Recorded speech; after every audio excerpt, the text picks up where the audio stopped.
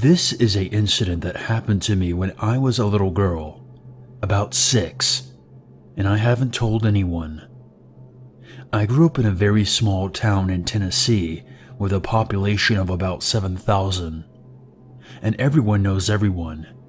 I had a friend named Tommy that lived about a half a mile away from my house, and we hung out often. I thought I was a big girl and always wanted to walk or ride my bike to Tommy's house by myself and play. Looking back on it now, I don't know what the hell my mom was thinking, letting a small girl do that. But she obliged one day, and I started walking to his house. "Be back before the streetlights come on," she would always say. Once I got there and knocked on the door, his mom told me that he was visiting his father for the weekend and I should come back another day. Saddened, I left and headed back to my house. While walking, I heard a truck driving up from behind, so naturally I moved more to the side of the road so I wouldn't get hit. But this truck slowed down, almost to a crawl beside me. In the truck was a middle-aged couple that I had never met before. The woman leaned out of the window and asked if I needed a ride home. I said, "No, I'm almost home, but thank you," and kept walking. Then she said, "I have some tasty candy in here you can eat. You know that you would like some." When she said that, the repeated shrill of my mother's voice lecturing me about stranger danger kicked in, and I decided to stop talking and started walking faster. But the truck just sped up to my pace. The woman went further and said, "There's a new puppy in it for you, if you would just get in the damn truck." As soon as I heard that, my adrenaline went full force and I started running for my life.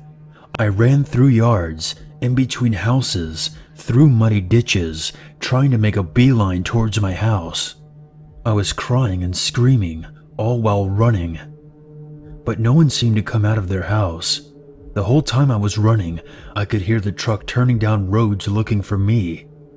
And at one point, I had to hide behind a tree while the truck passed by. As soon as I got to my street, I saw the truck drive past, not even turning, even though I knew they saw me at that point. It made me feel like they knew where I lived, and they may have been watching me for my regular trips to Tommy's house. It was strange, and even growing up in the same house in the same town until I was 19, I never saw that couple or their truck again after that day. Every now and again, I wonder to myself what would have happened if I had gotten in that truck. I'm glad I remembered my mother's words, and I hope I never meet that couple again.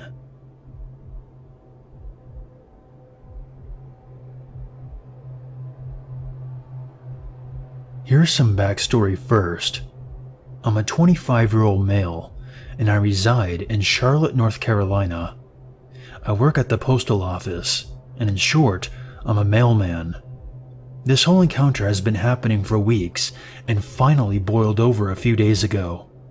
I'll just describe my job duties for another quick backstory. I'm responsible for delivering mail to many houses, about 17 blocks full of homes. Depending on when I finish with delivering mail, I get to finish my day early. During the time I started delivering around 4 p.m., and since it was around the winter time, it became dark around 5. Now for the story. Go back to February 2016. I was doing my normal routine. About 5 blocks into work, I delivered mail to this creepy-looking house. It was the first time that this house had mail for me to deliver. Just entering the yard gave me a chill. Since I listen to many stories online and watch movies, I become paranoid, like Michael Myers was watching me from the window. Oh, and I should mention that there are no mailboxes.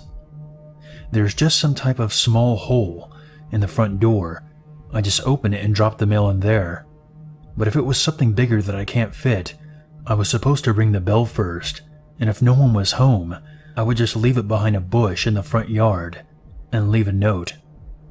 Sadly for me, this was a small package that I had to ring the bell for. I rang the bell. I was scared, but at the same time, curious to see who lived in this house. I rang the bell again. No answer. As I was getting out my sticky note, I hear a voice from inside. "Is that for me?" I calmly said, "Yes, I have a package for Philip Nance." Then the guy inside said, "Okay, I'll be right out." At that point, he sounded like a normal guy. But when he came out, I will never forget the image I saw. This was a 40-ish-year-old man with no pants, and he had on a girl's shirt, and his penis was on full display, and he was stroking it in front of me. I had no idea what to do at this point, so I just gave him a quick, "What the fuck do you think you're doing?" He had the biggest ugly smile on his face that I still can't get out of my head. I just dropped his package on the floor and got the fuck out of there. His house was at the end of the block, and I was lucky enough to have to cross the long street to get away from his house. As soon as I finished work for that day, I got home and just ignored everything because I was really tired. I was at work again, and I get the papers that I'm supposed to deliver that day. I quickly checked through all the addresses to see if I had to stop by this fucking creep's house. He did have mail for that day, and in my head, I promised myself that if he did anything dumb or creepy again, I would have to call the police right there. When I got to the house, I see this fucking guy sitting by the front door. As soon as he sees me, he says, "You're late." I ignored him and just came up to him and handed him his mail. That moment I was ready to fight if he tried anything stupid. As soon as I left, he said, "See you on Monday." It was Saturday that this happened, and no mail was delivered on Sundays. So here comes Monday, and again, I had to deliver mail to this creepy fuck. This time, when I arrived, he wasn't in the front yard, and lucky for me, I just had one piece of mail that I could just slip in his front door and then run. As soon as I opened his mail slot, the door quickly opens, and again, he's there jacking off in front of me. At this point, I was more angry than scared. I was tired, and I didn't have time for this. I shouted at him, "What the fuck are you doing, you fuck?" Then he said, "Nothing. Why? Do you want to join me?" I told him to fuck off and that I will be calling the police. I did call the police, but after my shift, because it was still my duty to deliver on time. When the police came to my house, I explained everything to them. The following day, my boss gave me off, and they would let someone else deliver that day, and to not go to that house, even if he had mail. The police then called me into the station and told me that there was no Philip Nance living in that area, and the home belonged to someone else. When the guy came back from a business trip with his wife the following week, they claimed that there should have been no one in the house, and they thanked me for calling the police, because that naked fuck should not have been there in the first place. None of this still makes sense to me, and I don't get why he was in that house, waiting for the mailman to come and jack off in front of them. A few weeks went by, and I was on my normal routine. But this time, when I passed by there, police cars were parked outside. When I asked one of the neighbors from across the street what happened, they told me that the homeowners were attacked and taken to the hospital. It wasn't until the following day that I found out that the creepy fuck was a perverted home invader. And he's been following this couple for a while, and he knew that they were going out of town. I guess he was staying there while the homeowners were gone. The thing I still don't understand is why he was having mail sent to this house with his name on it. I also forgot to mention his packages had no return address on them. Being a postal worker, I have no idea how the packages were sent with no return address. Turns out the creepy fuck was shot by the homeowner during the attack, and he was wounded, but unfortunately lived. He was arrested, and hopefully he's rotting behind bars now. Months later, I'm back doing my normal routine, and no more weird shit happened. I've spoken to the attacked couple, and they told me that they were doing good and recovering.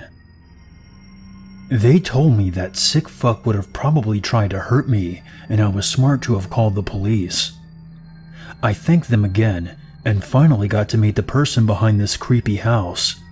Turns out they're some kind of business people.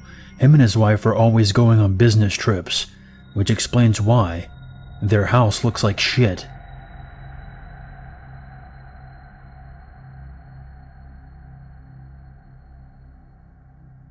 I am a 17-year-old female, and this happened to me this past summer. It was a weekend in July, when I went to stay at my boyfriend's house in Rochester, New York.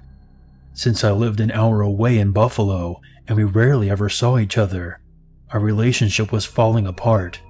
We both saw other people, and both knew about it, but if we spoke of the people that we had been hanging out with, one of us would get mad at the other for cheating.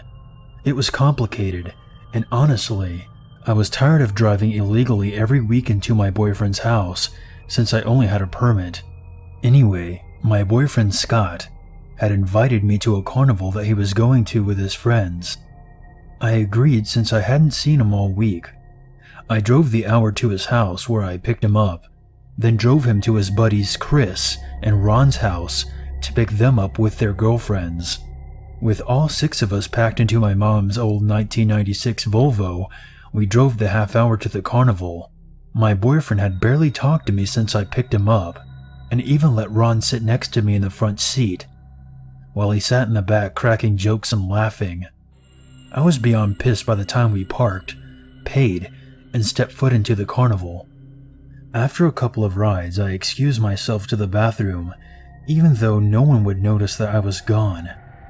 When I finally located the bathrooms, I went inside and did my thing before coming back out, pulling out my phone to text my boyfriend and ask him where they were. When I waited for 10 minutes in front of the bathrooms, with no reply, I took a seat on a bench and started to feel really depressed and tired.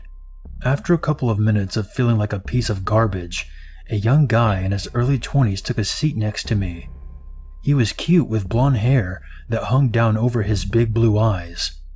A little too big, but the size of his muscles made up for it. Now before I continue, I'm going to try to let you know how sad I was at that moment. I was at a carnival with my boyfriend, who wasn't interested in us anymore. It was getting late. I was hungry, and I had left most of my money with my boyfriend. I felt like I had cinder blocks on my shoulders, weighing me down to that dumb cold bench. So after the guy who introduced himself as Joe asked me, quote unquote, if a lovely doll like me was alright, we talked for a while. We ended up stealing a pizza from behind a concession stand and making out. Scott and I did this kind of thing all the time, and it wasn't like we led the other person on. We had to tell him that our relationship was open, meaning that we could see other people without any strings attached. That's why when we were done kissing and Joe asked me if I had plans the following day, I was quite taken aback. He had been sitting down with his legs straight out in front of him, his back leaning against the small stand. I was on top of him with my knees on either side. I told him again that I had a boyfriend and started to stand up, when he grabbed my elbow and pulled me back down. I was shocked, and I stared at his hand holding me down for what seemed like forever, before I pulled out of his grasp and stumbled away.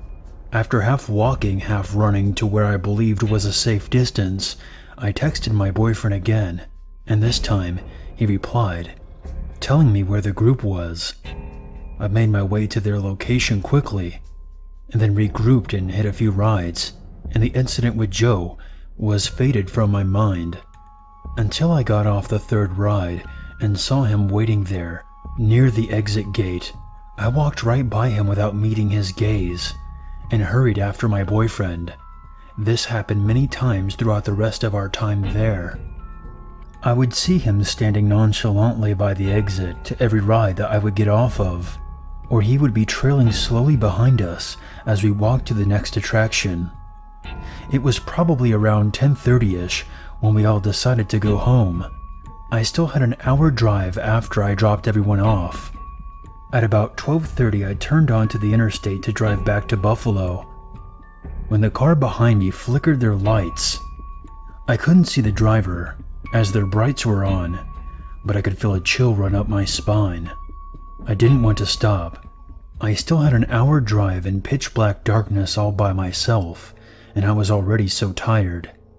But I thought that maybe I had a broken tail light, and the thought of getting pulled over without my license so far from home scared me even more than the fear of a complete stranger waving me down. I pulled over, and so did the other car. I watched as the driver door opened and closed, and a person got out of the car and started walking towards me.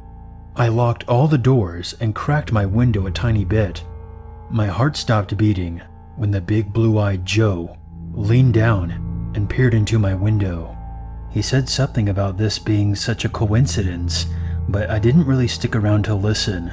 I floored it, nearly running over his toes, and thankfully, he didn't give chase.